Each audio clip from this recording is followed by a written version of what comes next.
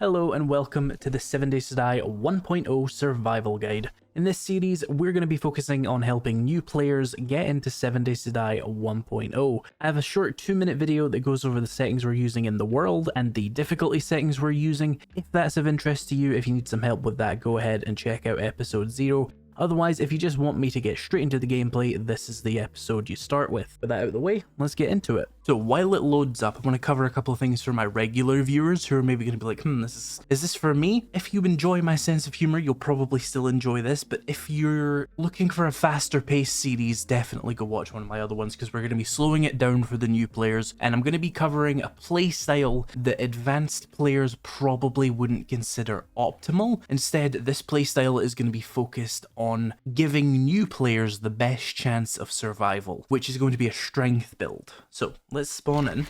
Here we are. When you spawn in 7 Days to Die, you should spawn in the forest, and this is the safest biome, and it's pretty safe where you spawn. So when you spawn in, the first thing you want to do is do the starting challenges. So I'm going to press Y to open that on console. I'm not sure what it would be, but it would tell you in the top right there, and you'll see that you'll get this list of challenges. Might be overwhelming initially, don't worry about it. The only one you really need to care about is this one here. So you want to redeem the tutorial challenge, and that will give you the tutorial. So that'll tell you to gather resources, plant fiber, wood, and stone, and it will give you little orange icons to tell you to pick up these things. So you just want to attack that with your fist, and you'll get some wood. Press E on the stones, you'll get some stones. And one it doesn't make any particular effort to tell you is plant fiber, but that's just any generic green grass like this. The first thing it'll tell you to make is a stone axe. Your stone axe is a multi-tool. It's for chopping down trees, digging up stone, and repairing things. So you're definitely going to need one of those. This little note here is just some lore. If you don't care, just throw it away like I do. And I'm going to move all these things off my hotbar for now because they kind of annoy me. So we're going to chop a tree for wood a little bit more efficiently, and then if you want stone more efficiently, well, more efficiently than picking it up off the floor are these rocks. There's actually a bigger kind of rock you'll find, which are more efficient than even this for stone, but it doesn't tell you where those are. It's going to tell you to make a primitive outfit, and that's good advice from the game, but what you're actually going to want to do is get a bit more plant fiber. And also, there's a little container here for me, so I'm gonna get that. Now, you might not spawn in the exact location. That's why I don't put a particular emphasis on trying to get you to copy me, because there's like 10 spawn points on every world, so how could I possibly guarantee that? So instead of just making the primitive outfit, we can make the whole primitive outfit.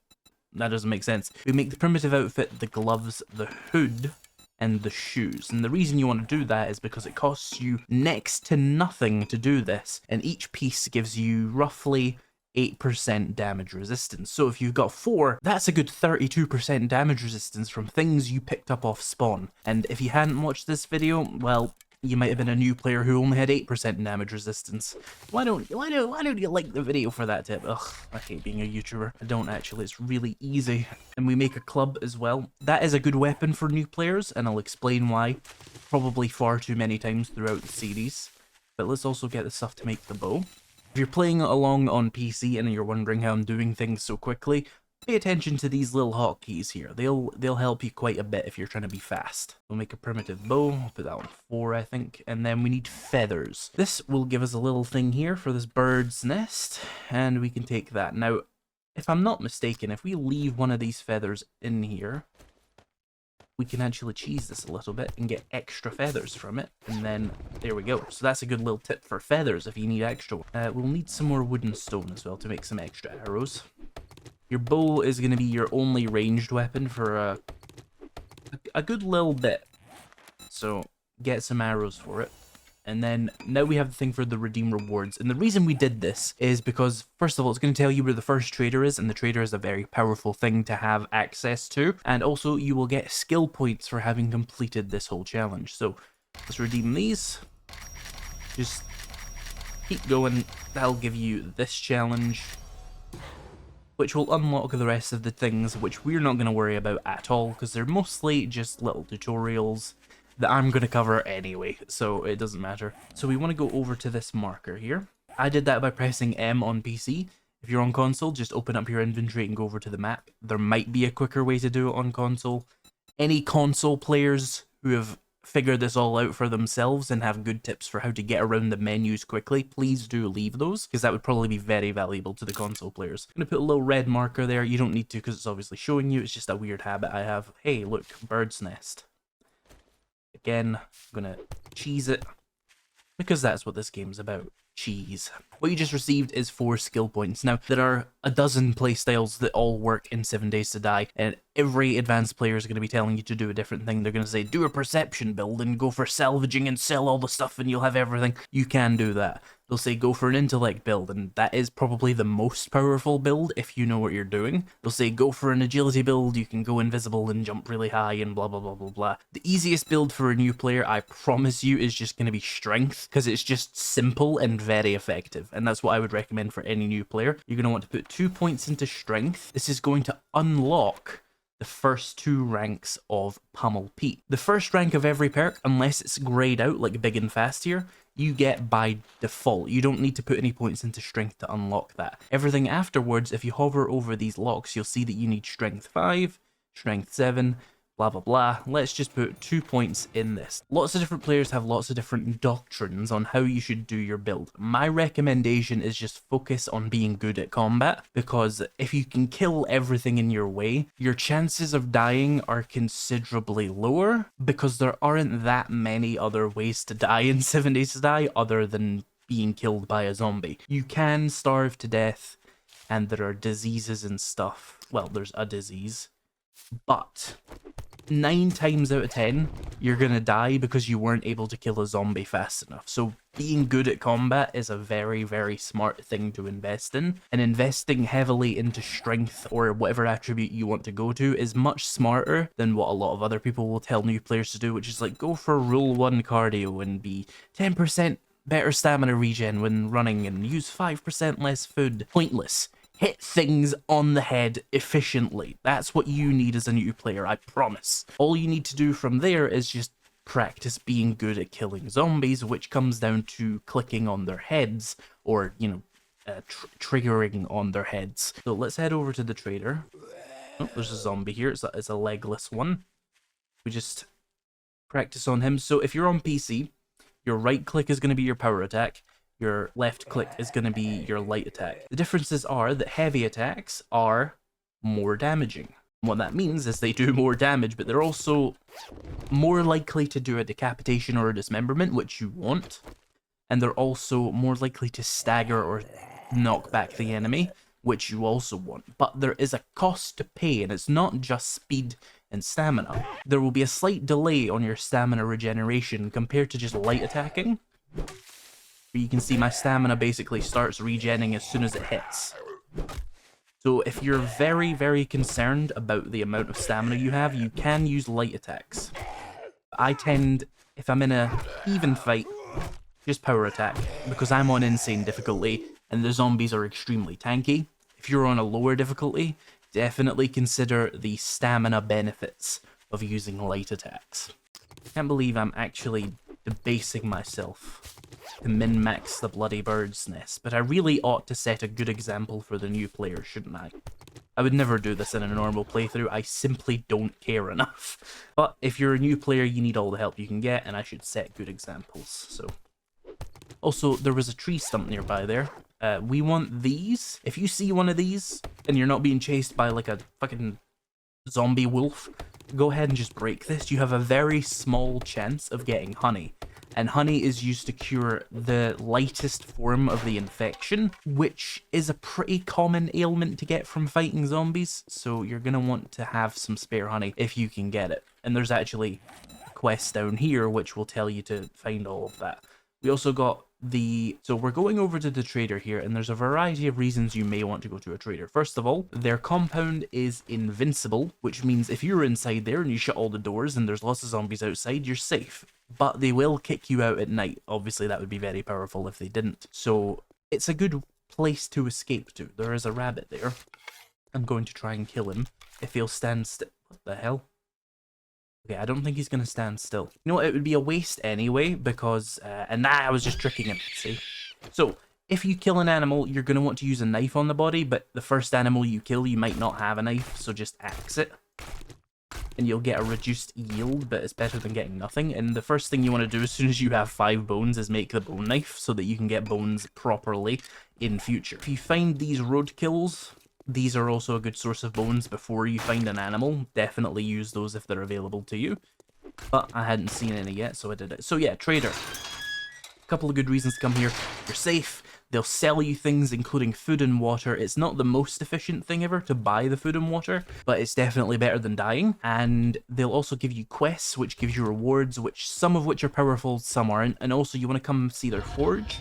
Their forge didn't give me the book I was looking for. Okay, so they've adjusted the chances of that very recently, because in the last update, that was a 100% chance to give you a book called Forge Ahead, which would unlock partial bit of the workstation's tree, which I will get into later. It's not important just yet. Let's get this food here, food and water. Don't drink this, by the way. Cook it, or you will shit yourself to death, and that's not fun. There we go, Forge Ahead, this is what I was looking for. Skill books, or skill magazines in 7 Days to Die, are how you become able to craft better things. And you can see you need a lot of them. A whole lot of them, yeah. So, definitely look for them where possible. I'll go into more detail on how to do this later in the series, but for now, just gonna eat that, and you should know that forges and cement mixers are guaranteed to spawn inside of traders, and those 2 containers are very likely to give you the Forge Ahead book. We've redeemed that as well. Now, what that has actually functionally done for me, I believe, is I've unlocked the Dew Collector, which is a cool little item that will generate you water, but we're gonna need some more materials before we can do anything with that. Let's go talk to Trader Rect. And feel free to search his container, or his containers, with as much ferocity as you desire. But I don't care that much, so I'm just gonna kind of do these containers and move on with my life, because, you know, I'm not a loot goblin. So if you want food and water, come to these vending machines. They restock every day. Once you've got money, you can buy food from them. You can also get these candies, which are very powerful bonuses. For example, reduce fall damage completely, lockpicking 100% chance, 50% melee damage, very, very powerful. I will forget to use them. And then drinks is a similar thing. Yeah, once you've got money, though, those are useful. So he's going to give you a stone shovel, and he's going to have this here to do a special job. This is a new thing they've added to make sure you understand how to do buried supplies. So let's take that. We can't do any better quests with him until then. Trader Rex specializes in food and seeds, and he sells them at an okay rate, but I still wouldn't recommend it much. He does have a first aid bandage and a bunch of healing though. That's unusual and nice. Otherwise, he's going to be selling you 2 crucibles on day 1 because this game is so funny. Okay, so these are 2 very powerful items being sold for a lot of money, and I guarantee by the time I have enough money, he will never sell them again, and I'll be really sad about it. One of the things you might want to consider getting very quickly is a cooking pot for 600 dukes, because you're going to need that for your water initially. Otherwise, don't really waste your money on things in here unless it's like, wow, I really need that. So let's go and do his intro to buried supplies quests so that we can get the more interesting quest types. And the reason we want to do quests is, even though they've nerfed the rewards you get from them quite considerably, the tier completion bonuses are still quite powerful. It'll also tell you where the other traders are, and each trader spawns in a distinct biome. So if you can find where Jen is, you know where the burned forest is, and Jen will tell you where Bob is, and then you'll know where the desert is. And all the biomes have different little things you might want from them, so that's why we want to go through that progression. But also, later on in the game, tier 5 infestations and tier 6 infestations are great sources of high level gear and ammunition. So we want to work our way towards that as soon as possible, rather than realizing, oh damn, I need that on like day 20, and then you've got to go through a whole thing. Now, by default, there's a limit. You can only do 4 quests per day of progression. This is a new feature. It was met negatively. You can disable it in the settings, but I'm going to play by default settings. Well, not completely default settings, obviously, but I'm going to keep most things default if it doesn't completely bore me to death, so that's how we're going to do it. I even turned airdrops back on, and I think they're the most broken thing ever, so aside from the difficulty, which I need to not dissolve through my own brain, pretty vanilla. Here's another tree stump, let's grab that. No luck there. So the buried supplies quest will give you a little yellow marker. Enable that, you'll get a yellow ring, and you want to take your shovel and dig the floor. I've always, and by always I mean since they added this like a month ago, I've been very baffled by this decision. Why would the first thing you tell new players to do be dig a hole with an extremely shitty tool that's gonna absolutely bore them to death, rather than like having them fight some zombies, because that's what 80% of the game actually is.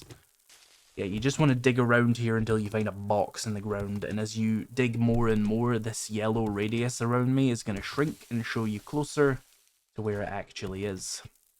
Also, this is quite misleading, because all of the actual buried supply quests in the game are much more dangerous and much larger in their circle. So don't expect it to be this easy every time. Back to tier 3, these start to get pretty dangerous. By the way, where possible, you want to dig the actual under clay because it has 50 less health. Also, this is how you get clay. You dig the ground. I know that's a very common question for new players. It's the ground. You're standing on it. Dig it. Is it directly below where I was digging? That's wonderful. Here we go. So here's the buried food stash. Normally in a real buried supplies quest, as soon as you open this and take the thing inside, zombies will spawn, so keep that in mind. Nothing of any particular value in here whatsoever, but let's get the actual supplies to complete the quest. I'm going to drop my torch, and it has spawned a single zombie to deal with me. Normally it'd be more like 3. So I'll let my stamina regen, and I'm just going to bash her. You always want to aim for the head because it does more damage, and that's going to save you ammo and stamina.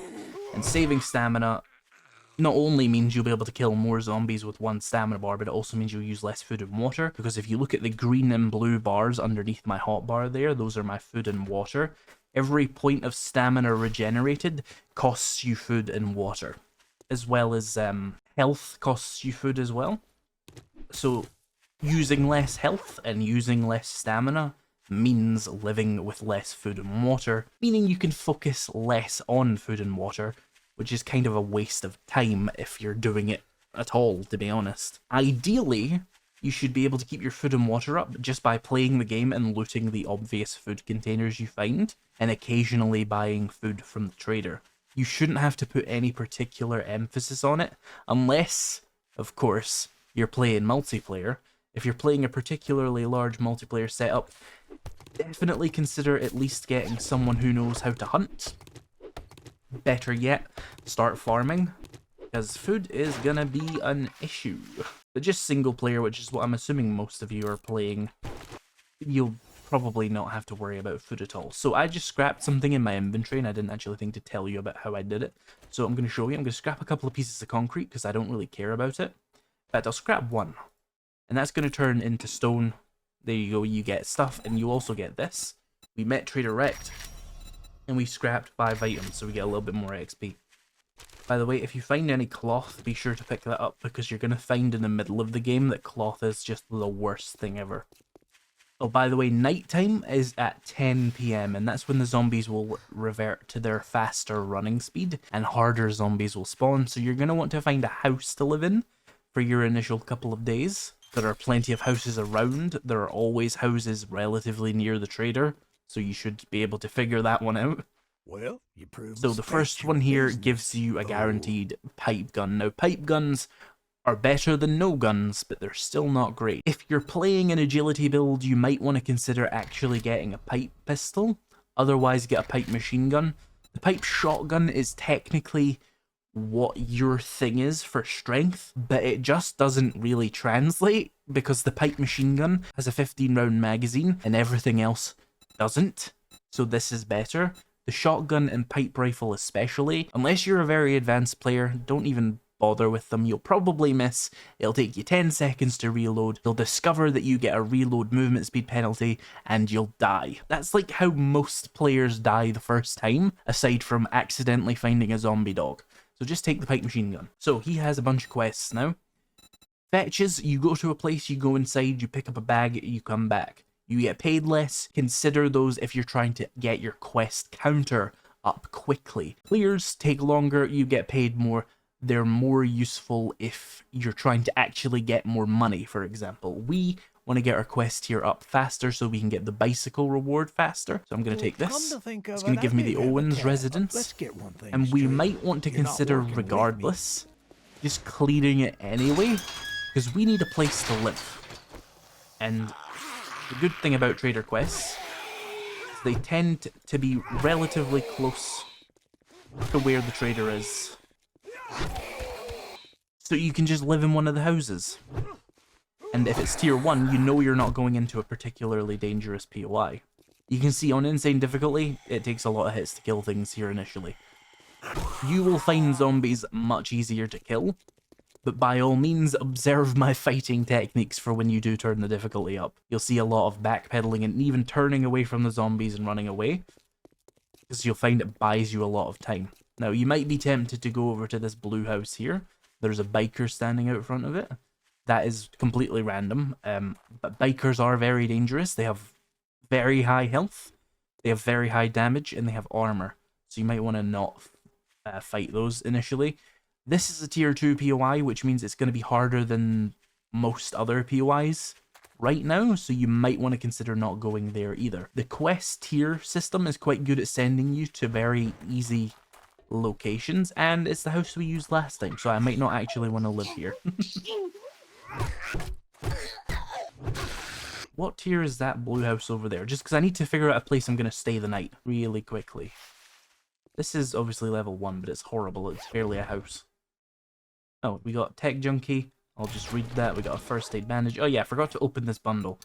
We get pipe machine gun, 15 rounds. That is basically a get out of jail free card for the first time you accidentally activate a zombie dog. We got a Pistol Pete book here, which gives you a bonus with 9mm weapons. Check mailboxes is the summary of that. Ah, yes, this is probably the house we want to actually live in. We can probably get away with doing this quest first, though. Or at least I can. You might want to prioritize having somewhere to live first. I don't know. I'll defer to your own expertise of your own understanding of the game first on that one. Check this mailbox.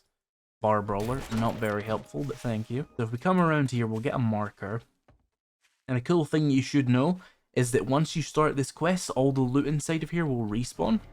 People will tell you to always double loot the POIs. It's really not worth to always double loot the POIs. A lot of the time, you're not going to get anything good from them, and you're just going to waste twice as much time per quest. But maybe check the mailbox, for example, because those are good, quick, easy loot containers to get to. Also, I should probably explain encumbrance and why I'm not filling up these slots here. If you go into these slots here that have the little guy with the overloaded icon, you'll start to move slower, and that is not great. I'm going to drink some water, by the way, because you can see my bar here is below 75%, and we want to avoid that if we can. You don't explicitly start taking penalties until 50%, but there are actually penalties before then. Here is a lockpick. I am going to throw away my animal fat, because I don't care that much. An armored up book, that's good, because we will need to craft better armor. I would advise just waiting until you can make like level 5 primitive armor, because you're going to go through those ranks pretty quickly. Now this is a vulture. Ideally, try and not let it hit you at all, because it has bonuses to critical chance, which means it'll do things like break your limbs, for example, which sucks. If they come flying straight at you like that, that's the ideal scenario. Because you can just hit them on the head with your club and you're good to go. Let's jump over here, and also, really quickly, I have noticed a little medicine pile, which has given me a medical journal, and a bandage, which I'll put on my hot bar in case I start bleeding, and an antibiotic, no, a vitamin, sorry, which I'm going to read. It gives you the ability to cure dysentery, and it gives you resistance to catching the infection. I'm not expecting to really get hit in here, but I also don't need to carry that one thing around, so it's not too big of a deal. Now, as I said, this is actually a fetch job, so we don't need to clear this. Hang on, I'm being silly. This is on the ground floor. I have to save time to be able to clear this other house. It's probably for the best that we just figure out exactly where it is, and break through the wall. It's right here. A big part of progressing quickly in 7 Days to Die is going to be managing your time with little time saves like this. By the way, if you're just coming from console, you probably think something along the lines of, hey, wait a minute, shouldn't the vitamin have given you more health? That's not how it works anymore. Health is just based on your level, and a couple of armor items can give you bonus health. There's no wellness system anymore, they took it out. I know, it sucks. But that's how it is. So that's how it just is. So, here's the guy. If you're doing these PYs, a great thing you can do, because the zombies are brain dead until you go into the same room as them, is sneak. And you'll see your little detection bar on the bottom left there. Aim for the head with your bow, and just get a load of damage there. You see I got a 3.5 times damage bonus. What you'll find with a lot of zombies is that typically, if you can knock them over in a fight and you don't have any particular bonuses to knock down, that usually means the zombie is at half health, and they fall over scriptedly when they're at half health. But remember that if you have a weapon that has, crazy knockdown, that's not going to be correct at all. But starting out, that's probably true. And you'll see that compared to the other zombies there, that zombie went down very easily thanks to the sneak attack to the head with the bow. That reminds me, I could probably save inventory space if I turned all this stuff into arrows. Yeah, that would be smart. 2 minutes to craft, wow. By the way, if you're on PC and you just shift click onto them, that's how you get them to automatically fill out. Let's go back to Wrecked and get a reward for this quest, and then I'm going to go clear out that one house we saw because I need somewhere to live. When looking for a place to live, consider finding a place that has 2 floors. It's just a bit safer, but it's still a tier 1 so that you don't have to go up against anything particularly difficult. Hey, Wrecked. So he'll give me a bunch of rewards. The best one here is obviously going to be the 6762, because that's 4 magazines for that pipe machine gun, which is essentially 4 more opportunities to not die when you accidentally get into a situation you shouldn't have. Molotovs, also quite good. Wouldn't recommend them for new players. You will set yourself on fire. You won't have the water to deal with it. But let's take those. And his quests have reset, because that seems to just be a bug. Do you have quest? The Kevin license? No, he doesn't. Okay. Would have been nice if he did. He doesn't. We're going to go and do it manually with no quest incentive. It's fine. We got a skill point quite recently, by the way, and I'm going to put that into strength again. When you put points into strength, you get a higher chance to dismember and do more headshot damage with strength-governed weapons like shotguns, clubs, and sledgehammers. So it is valuable, but what we're really doing is aiming for 5. With 5, I can get a 3rd rank of Pummel Pete, and it unlocks a bunch of other useful stuff in strength that we'll get onto later. In the meantime, we're going to go secure that one house, so that I do not find myself on the streets at night. If you're playing on lower difficulties, you might find yourself able to just survive at night, and I certainly could by being sneaky, but without being sneaky, I'm just going to die. So, let's go find a house to stay the night in. And you're going to need some containers sooner or later, and a bedroll to respawn, so it makes sense.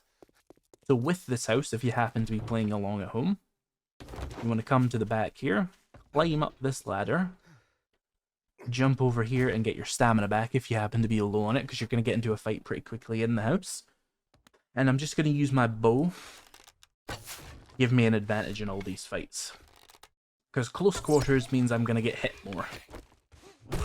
So if I can get them down to half health, basically immediately, that is going to be very welcome. Now, when you sneak over this trash here, you will make extra noise. You will find, for some reason, that it is often sneakier to just remove it with a shovel, rather than walking over it, at least.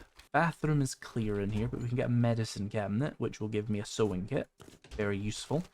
An emergency medical item if you really want to. Ooh, 2 mechanical parts.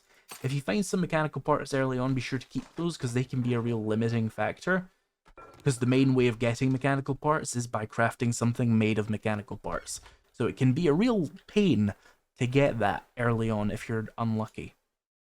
So if you can loot them, definitely do that. Ah, we didn't get a sneak attack on him. Now, one of the biggest things you can do to win fights in this game is close doors. You'll see they make a hole. The club is not great for this, but the knife or the spear or your guns can just jab on through. And you can damage him without having to be in much danger. Now his head popped there, and what that means is we got a decapitation, which means we didn't necessarily reduce his health to 0, we just activated a decapitation, which has a percentage chance of happening based off of his health and your damage and other factors. Let's drop the broken glass. Don't eat broken glass, okay? The older players will be like, oh yeah, it cures broken legs, and it does if you have that setting turned on. We're going to drop that. We get an armored up here for more armor, and we get a big hitter's book for club crafting. So we can make a level 2 wooden club. Let's go ahead and just do that. It'll automatically be set to the higher level one. If for any reason you want to craft a lower level one, you can use these arrows.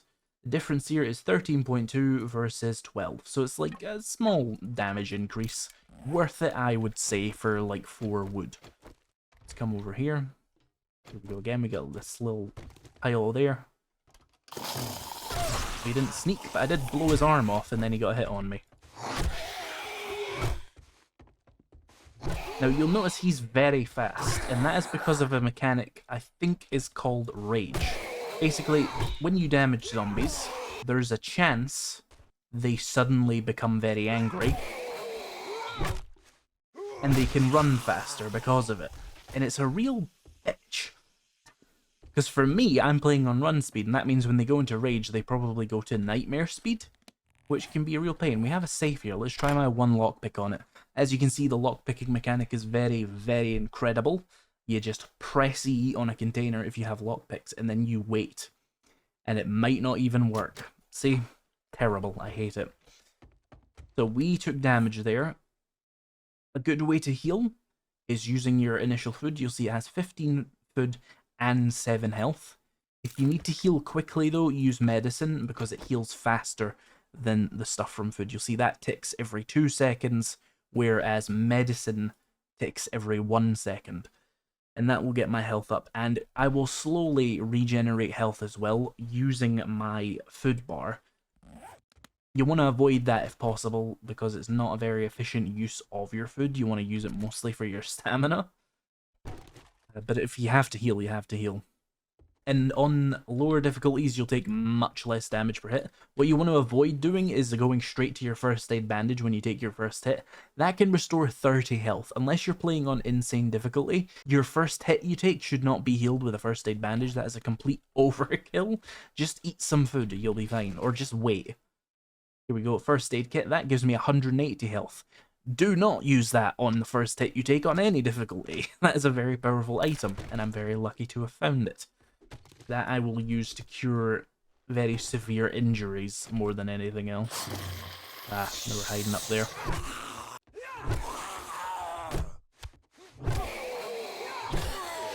And we got a blueberry pie, which is also a very powerful food item. Worth like 20 health there.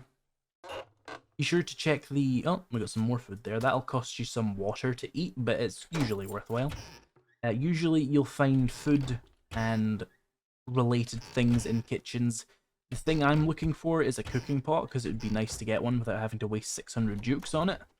But I might not be so lucky. We got some red tea here, which I'm just going to drink to keep my water up.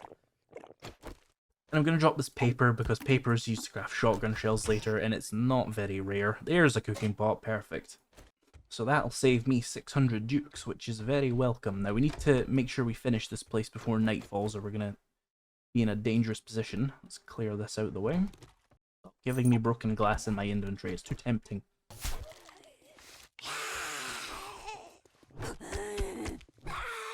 See how that bow softens them up? Very useful. Oh. She's just walking around, but she doesn't seem to have seen me. Oh, now she has. Don't fight on stairs. Their reach is weird on stairs. Don't fight them unless they're knocked over like that. And then just get up the stairs and block them on the doorway. Oh, she bled out from the bleed damage that knives deal. That's helpful. Not sure if there's any more zombies, but I'll be careful just to be sure. Yeah, now we're clear. So every tier 1 in the game has one of these at the end. Every single building in this game basically is like a little RPG dungeon, and they all have a little Skyrim loot at the end. And they have stuff in them, like a triple armor pocket mod. That is not going to happen to you. That's incredibly rare, actually. But I'll take it. I'll gladly take that. Yep, that opens up 3 inventory slots for me, and you will probably never find one of those. To be honest, you'll probably find one on like day 40, and you'll be very upset when you eventually do, because you'll have crafted a better one, and you'll have wasted valuable stuff on that. But it's not that powerful. It just means I can carry 3 more items. Still, the loot hoarders are very upset with me for that.